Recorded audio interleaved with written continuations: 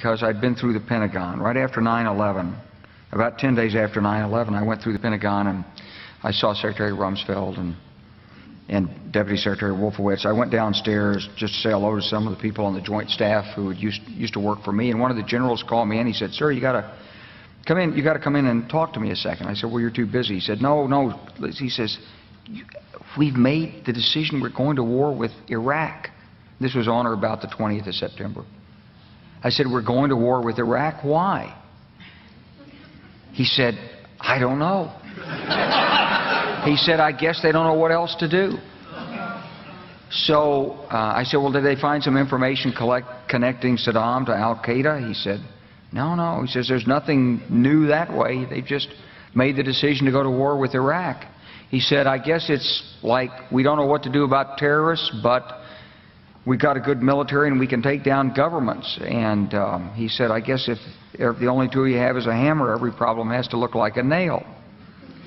So I came back to see him a few weeks later, and by that time we were bombing in Afghanistan. I said, "Are we still going to war with Iraq?" And he said, "Oh, it's worse than that."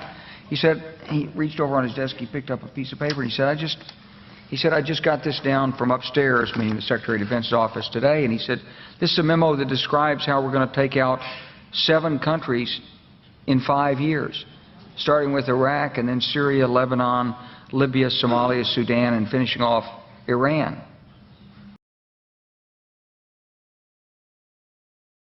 This is a memo that describes how we're going to take out 7 countries in 5 years, starting with Iraq. My fellow citizens, at this hour, American and coalition forces are in the early stages of military operations to disarm Iraq, to free its people, and to defend the world from grave danger.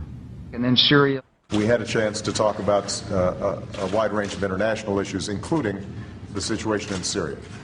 And I have to say that all of us who've been seeing the terrible pictures coming out of Syria and Homs recently recognize it is absolutely imperative for the international community to rally and send a clear message to President Assad that it is time for a transition, it is time for that regime to move on, and it is time to stop the killing of Syrian citizens by their own government. Lebanon. They both had different reasons, the State Department and the White House, for wanting Israel to do it, encouraging them to do it, supporting them. Our Air Force worked very closely with the Israeli Air Force for months before this, not necessarily with a deadline, knowing when it would happen. It was always going to be whenever there was an incident, they would take advantage of an incident. The word I used was fortunate timing.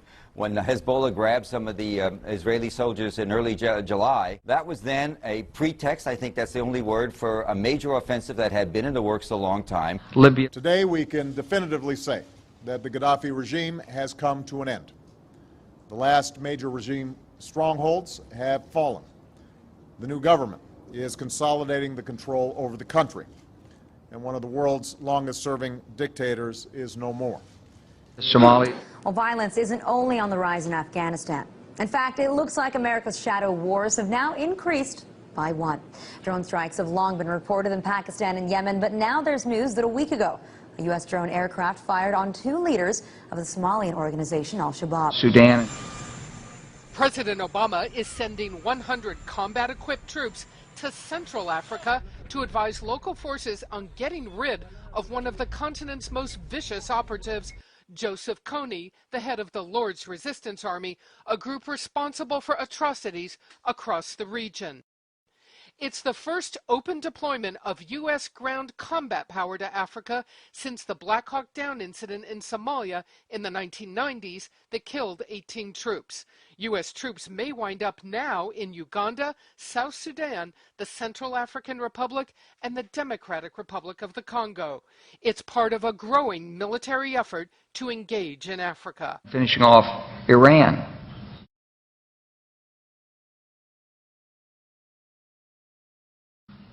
I said, "Is it classified?" He said, "Yes, sir." I said, "Well, don't show it to me." And I saw him a year or so ago, and I said, "You remember that?" He said, "Sir, I didn't show you that memo. I didn't show it to you." I'm sorry, what did you say his name was? I'm not going to give you his name. So go through the countries again. Well, starting with Iraq, then Syria and Lebanon, then Libya, then Somalia and Sudan, and then back to Iran.